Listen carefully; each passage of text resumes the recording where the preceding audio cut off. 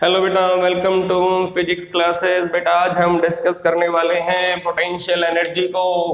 आज हमारा topic of discussion है बेटा potential energy.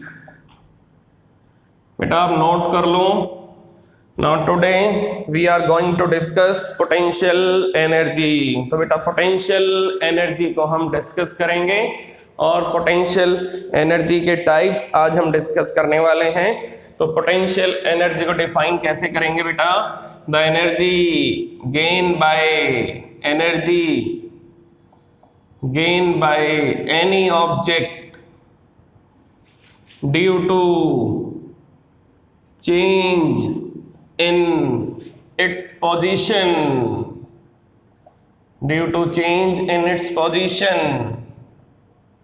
size, shape and configuration. The energy gained by any object due to change in its position, size, shape and configuration is known as potential energy.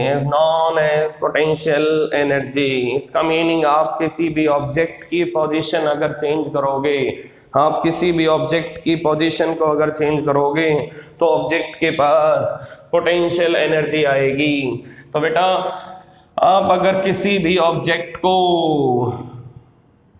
Earth gravitational field के अंदर vertically up throw करोगे तो बेटा object जहां रुकेगा वहां उसकी velocity zero हो जाएगी, वहां पर उसके पास काइनेटिक एनर्जी जीरो मिलेगी। लेकिन बेटा उसकी पोजीशन चेंज हुई है तो बेटा उसकी पोजीशन चेंज होने से उसके पास पोटेंशियल एनर्जी आएगी। तो चेक करो, जब किसी ऑब्जेक्ट को आप अर्थ की ग्रेविटेशनल फील्ड के अंदर वर्टिकली अप थ्रो करोगे तो बेटा वो हाइट गेन करेगा। तो बेटा हाइट गेन करने से उसकी पोजीशन चेंज होगी, बेटा पोजीशन चेंज करने से उसके पास ग्रेविटेशनल पोटेंशियल एनर्जी आएगी, उसके पास ग्रेविटेशनल पोटेंशियल एनर्जी आएगी। इसी टाइप से बेटा मेरे पास एक इलेक्ट्रॉन है और उसके पास में बेटा एक प्रोटॉन है।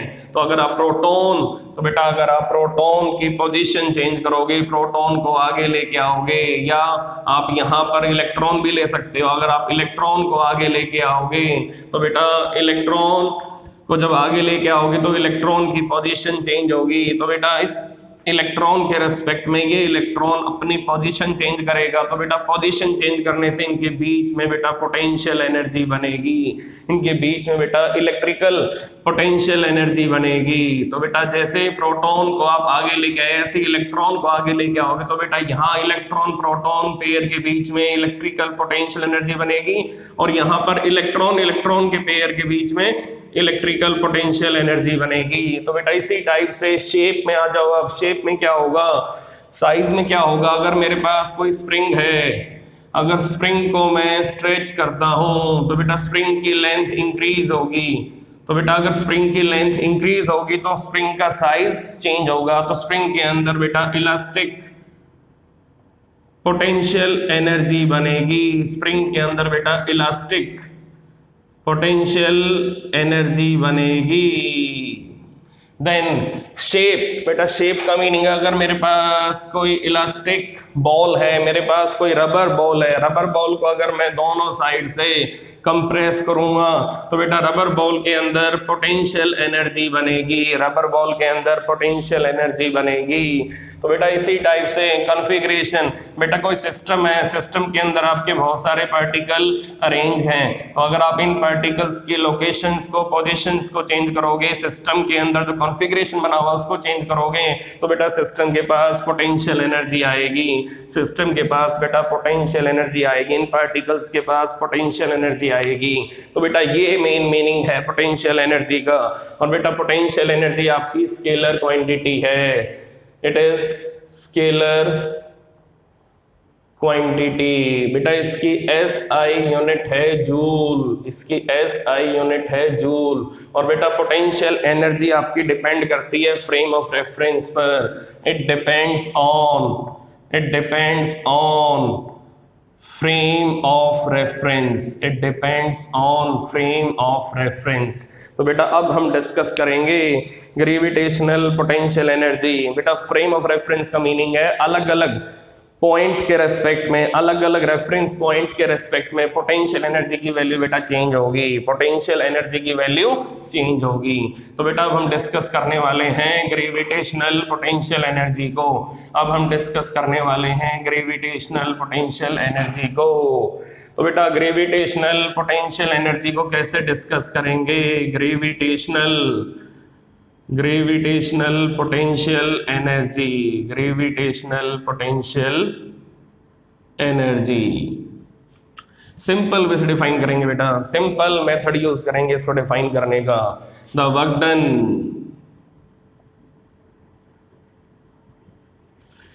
Done in changing position of any object in earth gravitational field is known as gravitational potential energy, is known as gravitational potential energy. तो बेटा आप जब अर्थ ग्रेविटेशनल फील्ड में किसी ऑब्जेक्ट की पोजीशन को चेंज करोगे तो वहाँ जो चेंज आएगा, वहाँ जो उसकी पोजीशन में चेंज आएगा वो ग्रेविटेशनल पोटेंशियल एनर्जी को बनाएगा, वो बेटा ग्रेविटेशनल पोटेंशियल एनर्जी को बनाएगा। तो ये बेटा आपको ध्यान रखना है कि ग्रेविटेशनल पोटेंशियल एनर्जी आपकी कैसे बनेगी।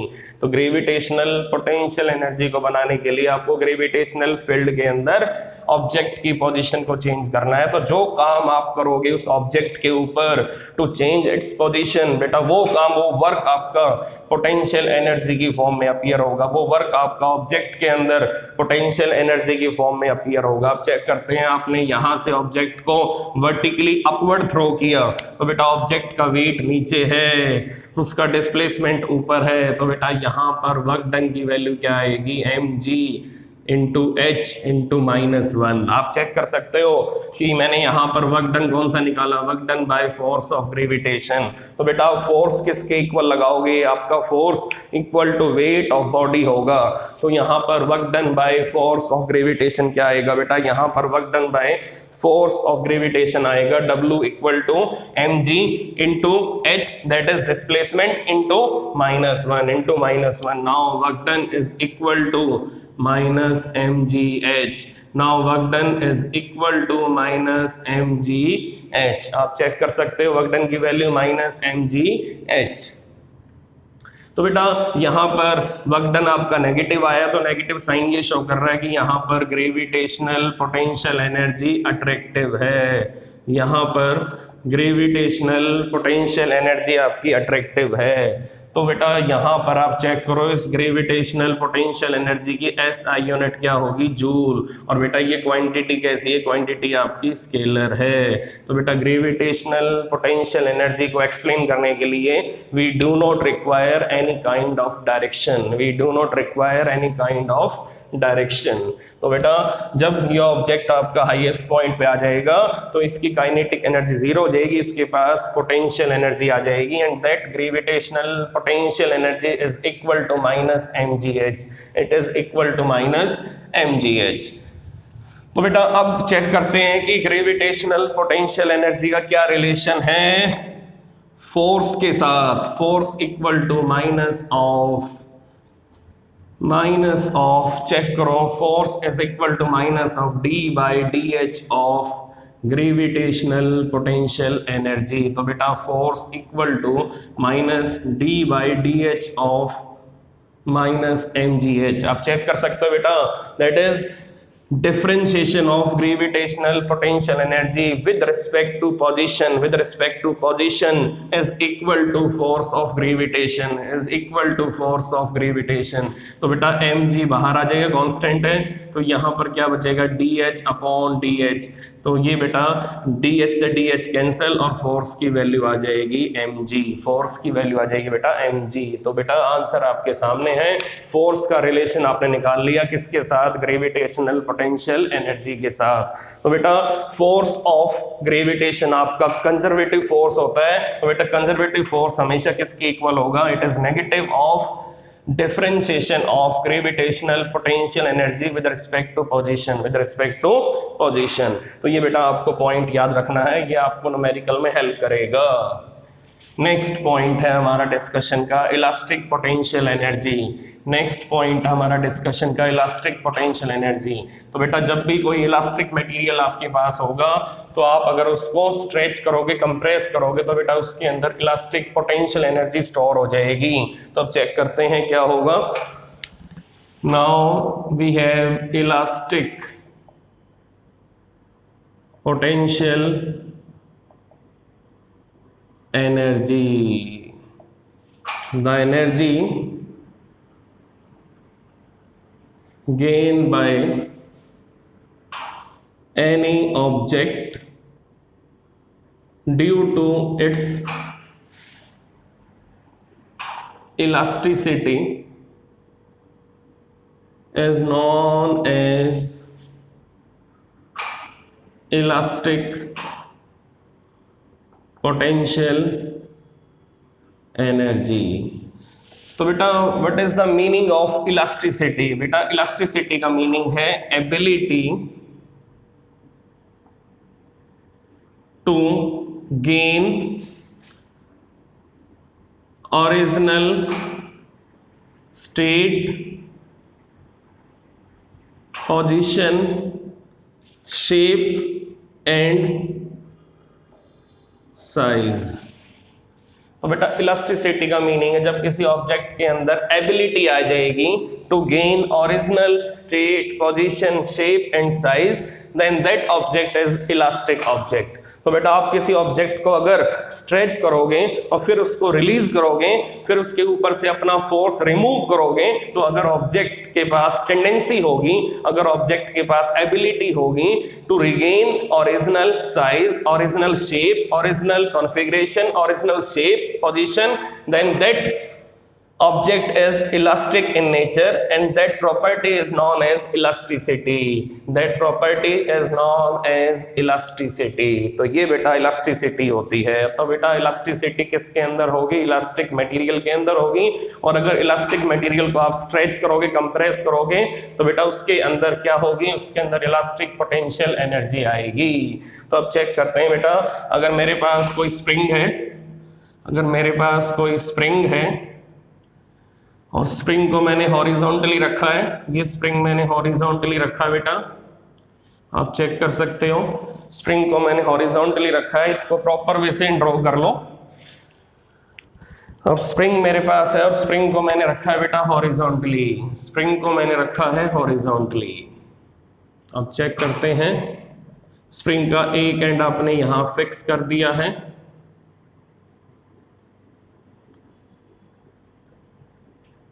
और एक एंड आपका फ्री टू मूव है। बेटा ये वाला एंड फिक्स है और इस वाले एंड से आपने एक ऑब्जेक्ट को अटैच कर दिया ताकि आप यहां से इजीली स्प्रिंग को स्ट्रेच कर पाओ, पुल कर पाओ। तो ये बेटा स्प्रिंग की नेचुरल लेंथ L है। तो अभी स्प्रिंग आपका रिलैक्स है। तो अब अगर आप स्प्रिंग को स्ट्रेच करते हो, तो बेटा अब अगर आप स्प्रिंग को स्ट्रेच करोगे तो बेटा स्प्रिंग के नंबर ऑफ टर्न्स इस टाइप से ओपन होने स्टार्ट हो जाएंगे। बेटा जब इसके नंबर ऑफ टर्न्स ऐसे ओपन होंगे तो स्प्रिंग की लेंथ बेटा इंक्रीज होगी, स्प्रिंग की लेंथ बेटा इंक्रीज होगी, स्प्रिंग की लेंथ इंक्रीज होगी। तो ये आपका अप्लाइड फोर्स है बेटा, चेक कर सकते हो, ये आपका अप्लाइड फोर्स है। Now this is applied force. अब बेटा स्प्रिंग अगर इलास्टिक है, स्प्रिंग के अंदर इलास्टिसिटी वाली प्रॉपर्टी है, तो बेटा स्प्रिंग के अंदर एक फोर्स डेवलप होगा जिसका नेम होगा रेस्टोरिंग फोर्स। तो बेटा रेस्टोरिंग फोर्स का मीनिंग क्या होगा? तो बेटा अगर स्प्रिंग आपका इलास्टिक है, स्प्रिंग के पास अगर इलास्टिसिटी वाली प्रॉपर्टी है, तो बेटा स्प्रिंग के अंदर एक फोर्स डेवलप होगा जिसका नेम होगा रेस्टोरिंग फोर्स। तो बेटा रेस्टोरिंग फोर्स का मीनिंग क्या है, पहले वो लिख लेते हैं यहाँ पर। तो बेटा रेस्टोरिंग फोर्स का मीनिंग क्या है? तो बेटा वो force, a force in spring which tries to regain original shape and size is known as restoring force, is known as restoring force. A force in spring which tries to regain original shape and size of spring is known as restoring force. तो बेटा वो force जो spring को help करता है original size, shape और configuration को regain करने में, that force is known as restoring force. That force is known as restoring force. तो बेटा restoring force का मीनिंग अब क्लियर होना चाहिए। वो फोर्स जो स्प्रिंग के अंदर डेवलप होता है, किसको अपोज करने के लिए? अप्लाइड फोर्स को अपोज करने के लिए। और किस में आपकी हेल्प करता है? ये हेल्प करता है स्प्रिंग को। रेस्टोरिंग फोर्स क्या हेल्प करता है स्प्रिंग को? स्प्रिंग को बेटा ये हेल्प करेगा to regain original shape, original size, original dimension, original configuration after removal of applied force, after removal of applied force. तो बेटा आपको ये मालूम होना चाहिए कि restoring force का simple meaning a force which can help elastic object to regain its original size, original shape, original configuration after removal of deforming force, after removal of applied force. तो बेटा applied force को हम एक name और भी दे सकते हैं, that is deforming force. बेटा जो फोर्स किसी ऑब्जेक्ट के साइज को चेंज करता है, शेप को चेंज करता है, उसकी फॉर्मेशन को चेंज करेगा, तो उसको बोलेंगे डिफॉर्मिंग फोर्स। तो बेटा उसको बोलेंगे डिफॉर्मिंग फोर्स। और बेटा रिस्टोरिंग फोर्स क्या होगा? जो डिफॉर्मिंग फोर्स को अपोज करेगा, जो डिफॉर्मिंग फोर्स को बेटा अपोज करेगा। तो चेक करो बेटा, अगर आपका डिस्प्लेसमेंट फॉरवर्ड है, अगर आप स्प्रिंग को फॉरवर्ड डायरेक्शन में पुल कर रहे हो, तो बेटा रिस्टोरिंग फोर्स कहाँ बनेगा? रिस्टोरिंग फोर्स आपका रिवर्स डायरेक्शन में बनेगा। तो बेटा डिस्प्लेसमेंट में और रिस्टोरिंग फोर्स में कितना एंगल बनेगा? That is 180 degree, that is 180 degree. तो बेटा ये आप नोट कर लो, रिस्टोरिंग फोर्स में और डिस्प्लेसमेंट में कितना एंगल बनेगा? That is 180 degree. तो अब चेक करो यहाँ पर कि हमने यहाँ पर कितना काम किया है। तो बेटा यहाँ चेक करो, यहाँ पर आपने कितना काम किया है। तो बेटा यहाँ पर जो आपने अप्लाइड फोर्स यहाँ लगाया है, तो बेटा बिल्कुल उसके इक्वल एंड अपोजिट स्प्रिंग के अंदर बनेगा रेस्टोरिंग फोर्स, स्प्रिंग के अंदर बनेगा रेस्टोरिंग फोर्स। क्योंकि बेटा जितना आप लगाओगे अप्लाइड फोर्स, उतनी ही यहाँ पर अपोजिशन डेवलप होगी अगेंस्ट अगेंस्ट अप्लाइड फोर्स। तो बेटा ये आप प्रॉपर वे से माइंड में फिक्स कर लो कि जितना आप यहाँ अप्लाइड फोर्स लगाओगे, उतनी ही यहाँ पर अपोजिशन बनेगी अगेंस्ट अप्लाइड फोर्स। तो बेटा ये है वो अपोजिशन। तो बेटा अब यहाँ पर अप्लाइड फोर्स के बिल्कुल इक्वल होगा रिस्टोरिंग फोर्स, दोनों का मैग्नीट्यूड इक्वल होगा और यहाँ पर सिस्टम आपका इक्विलिब्रियम में होगा, सिस्टम आपका इक्विलिब्रियम में होगा। तो बेटा इक्विलिब्रियम में क्या होगा? Applied force equal to restoring force. और बेटा ऑब्जेक्ट आपका कैसा होना चाहिए? इसके लिए ऑब्जेक्ट आपका बिल्कुल इलास्टिक होना चाहिए। तो अगर आपके पास स्प्रिंग बिल्कुल इलास्टिक है, तो उसके अंदर बेटा इक्विलिब्रियम बनेगा। अप्लाइड फोर्स किसके इक्वल आएगा? रेस्टोरिंग फोर्स के इक्वल आएगा। तो बेटा अब हमें यहाँ पर फाइंड आउट करना है कि हमें यहाँ पर ये फाइंड आउट करना है कि हमने जो यहाँ काम किया हमने, जो यहाँ वर्क किया है हमने, जो यहाँ अप्लाइड फोर्स के थ्रू वर्क किया है बेटा, वो वर्क यहाँ पर कितने अमाउंट में इलास्टिक पोटेंशियल एनर्जी को बनाएगा, कितने अमाउंट में इलास्टिक पोटेंशियल एनर्जी को बनाएगा। तो बेटा एज्यूम कर लो कि यहाँ पर स्मॉल डिस्प्लेसमेंट कैरी हुआ है फॉरवर्ड डायरेक्शन में। तो बेटा एज्यूम कर लो यहाँ पर स्मॉल डिस्प्लेसमेंट आपका कैरी हुआ है फॉरवर्ड डायरेक्शन में। तो अगर बेटा स्मॉल डिस्प्लेसमेंट है तो वर्क डन भी कैसा होगा, स्मॉल होगा, स्मॉल वर्क डन। तो बेटा work done by restoring force क्या होगा, F R dot D X. तो बेटा इसको ओपन करोगे क्या आएगा, एफ आर डी एक्स, आप चेक कर लो, F R D X cos 180, आप चेक कर लो बेटा, F R D X cos 180। Now D W is equal to F R D X cos 180 बेटा -1, आप चेक कर सकते हो, कॉस 180 -1 है। Now what is the formula of restoring force. तो बेटा चेक करो, रेस्टोरिंग फोर्स आपका डिस्प्लेसमेंट से डायरेक्ट रिलेशन बनाएगा। आपको मालूम है कि अगर आपको स्प्रिंग को ज्यादा डिस्टेंस तक पुल करना है तो you need to apply more amount of force. तो बेटा मैं रिपीट कर रहा हूं कि अगर आपको स्प्रिंग को ज्यादा ओपन करना है, स्प्रिंग को ज्यादा डिस्प्लेसमेंट कैरी कराना है, स्प्रिंग को ज्यादा डिस्टेंस तक ओपन करना है, तो बेटा उस केस में आपको स्प्रिंग के ऊपर ज्यादा अमाउंट में फोर्स लगाना पड़ेगा। और आपको मालूम है कि अप्लाइड फोर्स आपका बिल्कुल किसके इक्वल है, रेस्टोरिंग फोर्स के इक्वल है। It means more displacement given to spring, more force is needed to apply in spring। तो बेटा स्प्रिंग के अंदर आपको मोर फोर्स लगाना पड़ेगा, आपको ज्यादा फोर्स लगाना पड़ेगा अगर स्प्रिंग को ज्यादा ओपन करना है। तो बेटा अगर आपके पास कोई हार्ड स्प्रिंग है तो अगर आप उसको ओपन करना चाहते हो तो बेटा अगर उसको ओपन करोगे you need to apply more amount of force. तो बेटा यहाँ पर आपको ज्यादा अमाउंट में फोर्स लगाना पड़ेगा। तो बेटा अगर ज्यादा अमाउंट में लगाओगे फोर्स तो बेटा अप्लाइड फोर्स अगर इंक्रीज होगा तो बेटा रेस्टोरिंग फोर्स भी इंक्रीज होगा। तो अगर रेस्टोरिंग फोर्स आपका इंक्रीज हो रहा है तो बेटा अप्लाइड फोर्स में भी वही सेम इंक्रीज आएगा। तो बेटा अब अप्लाइड फोर्स आपका इंक्रीज क्यों हो रहा है, क्या रीजन है, अप्लाइड फोर्स आपने इंक्रीज क्यों किया, क्योंकि आपको डिस्प्लेसमेंट को इंक्रीज करना था, आपको स्प्रिंग का साइज इंक्रीज करना था। तो अगर आपको स्प्रिंग का साइज इंक्रीज करना है, स्प्रिंग की लेंथ इंक्रीज करनी है तो बेटा आपको अप्लाइड फोर्स को इंक्रीज करना पड़ेगा। तो अप्लाइड फोर्स का रिलेशन बेटा डायरेक्ट किसके साथ है, डिस्प्लेसमेंट के साथ है। और बेटा अप्लाइड फोर्स किसके इक्वल है, अप्लाइड फोर्स आपका रेस्टोरिंग फोर्स के इक्वल है। तो बेटा जो रिलेशन अप्लाइड फोर्स बनाएगा डिस्प्लेसमेंट के साथ वही रिलेशन बनाएगा रेस्टोरिंग फोर्स डिस्प्लेसमेंट के साथ। तो बेटा F r proportional to x आएगा। तो मोर size of spring, more length of spring, more applied force, more restoring force, then more displacement given to spring in forward direction।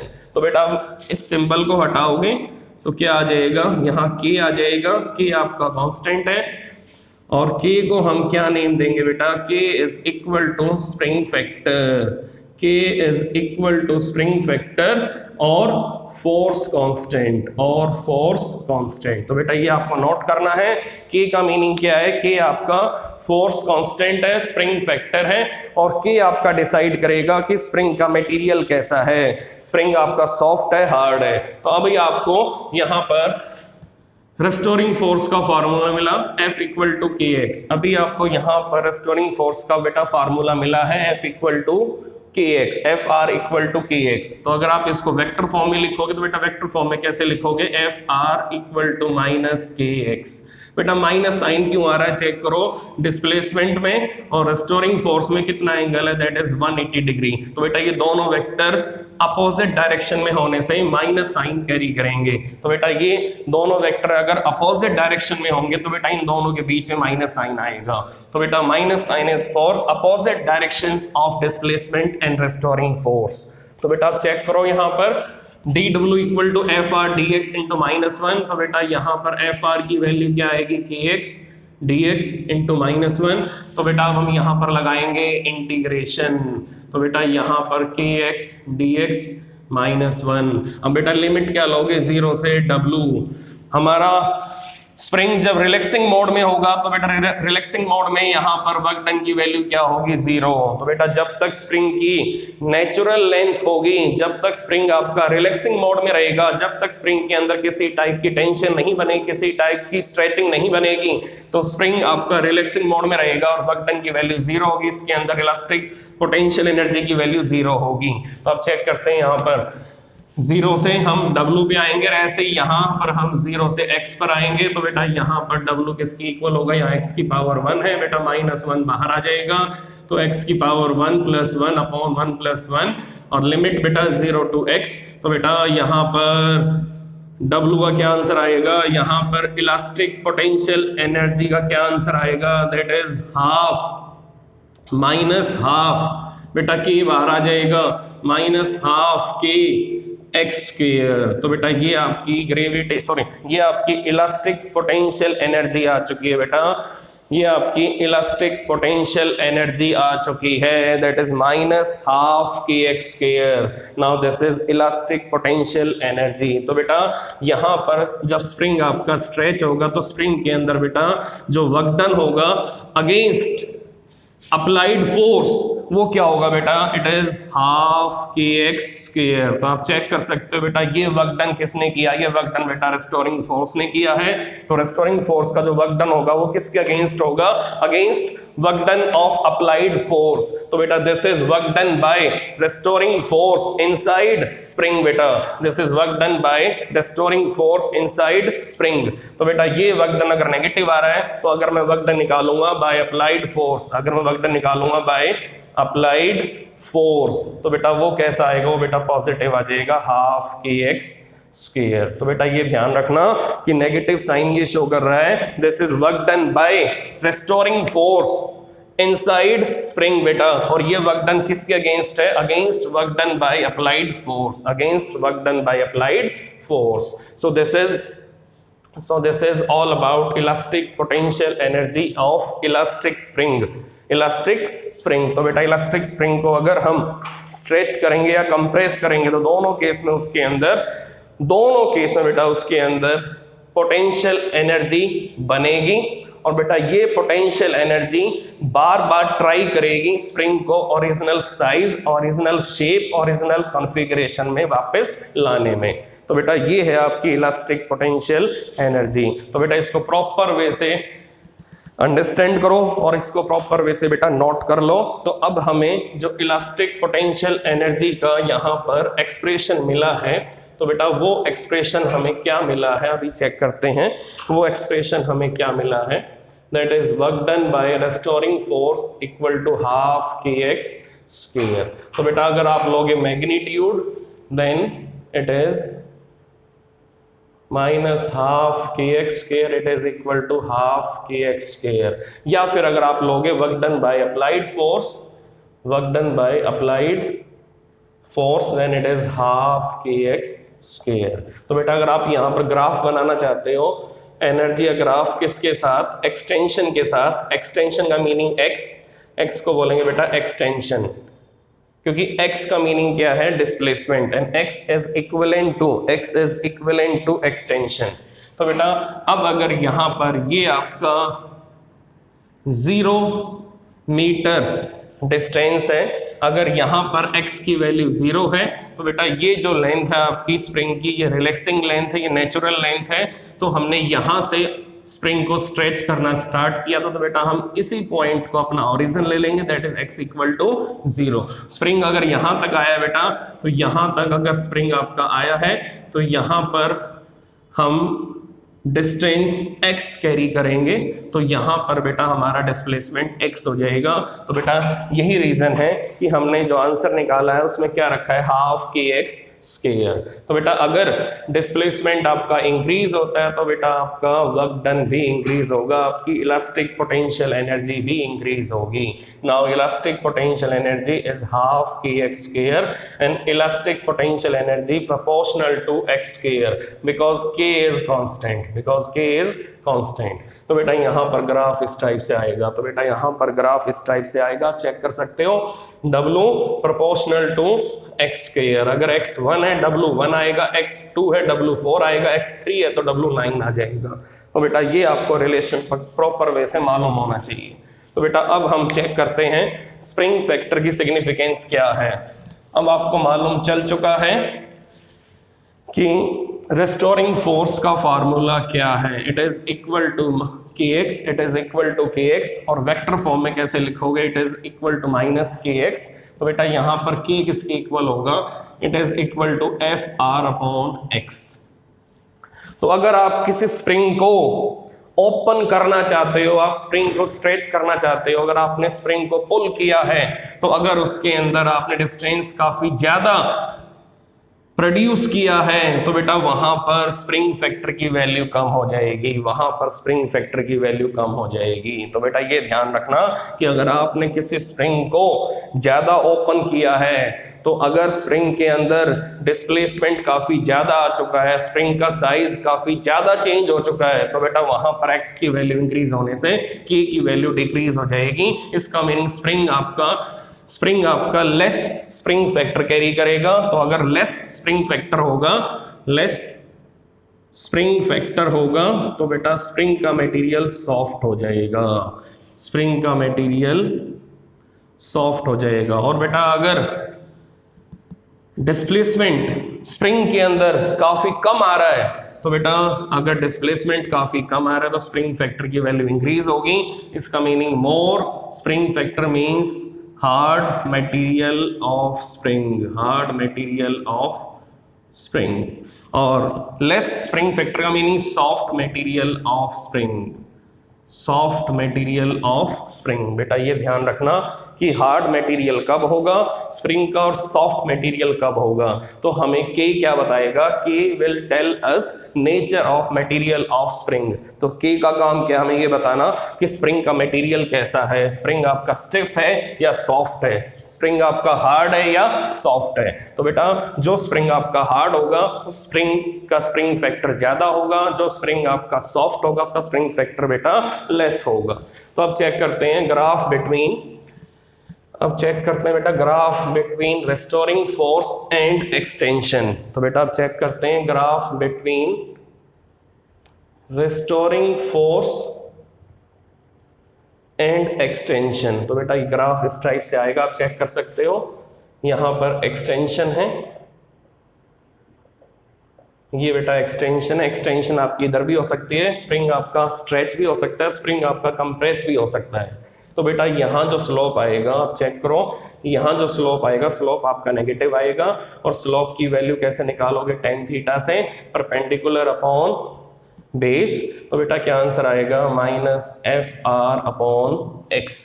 और बेटा -FR upon x किसके equal है, वो spring factor के equal है। तो अगर हमें यहाँ पर 2 लाइंस गिवन है, Q1 और Q2 हमें स्लोप गिवन है, तो बेटा जिस लाइन का स्लोप ज्यादा होगा उस लाइन के ऊपर स्प्रिंग फैक्टर की वैल्यू ज्यादा होगी। तो बेटा उस लाइन के ऊपर स्प्रिंग फैक्टर की वैल्यू ज्यादा होगी। तो यहाँ अगर K2 है और यहाँ अगर K1 है तो हम क्या लिखेंगे, K2 मोर देन K1। तो बेटा ये आपको प्रॉपर वे से मालूम होना चाहिए कि स्प्रिंग फैक्टर आपका ग्राफ के बेस पे कैसे निकलेगा। अगर हमें रेस्टोरिंग फोर्स और एक्सटेंशन के बीच में ग्राफ गिवन है, लाइन आपकी स्ट्रेट आएगी। रीजन क्या है बेटा कि FR प्रोपोर्शनल टू x, लेकिन FR और x दोनों अपोजिट डायरेक्शन में होते हैं। तो हमने ग्राफ किस में बनाया, हमने ग्राफ नेगेटिव कोऑर्डिनेट एक्सिस में बनाया है। आप चेक कर सकते हो, this is negative y axis and this is positive x axis. तो ये बेटा आपको मालूम होना चाहिए ग्राफ के बेस पर हम स्प्रिंग का नेचर कैसे डिसाइड करेंगे। So this is all about elastic potential energy.